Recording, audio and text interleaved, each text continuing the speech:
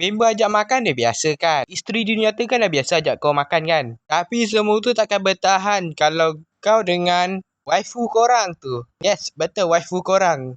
Kau ajaklah dia makan. Meskipun kau gila sikit. Tapi tak apa. Sepanjang hidup kau dah tersakiti kan. Kali ni kasih dia pula ajak kau makan. Daripada menderita, lebih baik kita ajak makan waifu korang. Contohnya seperti Mio ni. Mio, apa perasaanmu lepas diajak ke McD?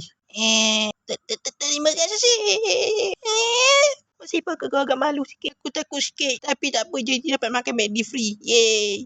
Well, pada pendapatku ya Mio, walaupun kau pemalu, tapi tak apa, janji aku kasih kau adaptasi, okey?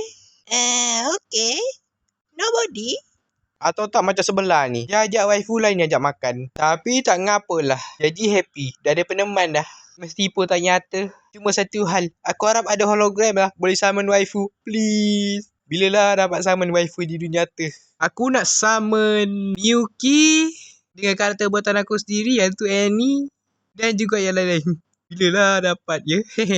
Cinta takkan terputus. Tapi kalau aku dapat yang betul-betul real life, atau tak satu hari nanti aku dapat cinta pertama, tapi secara alami bukan cara ngurat, aku yakin pasti bertahan. Dan aku akan janji dengan diri aku sendiri, aku tak kekecewakan dia.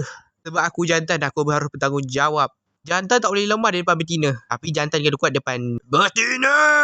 Kau jangan fikir ya para betina mau ngurat jantan-jantan para wibu. Dan kau jangan hina yang para wibu sekalian. Untuk para anti wibu, kau boleh belah, jangan datang sini.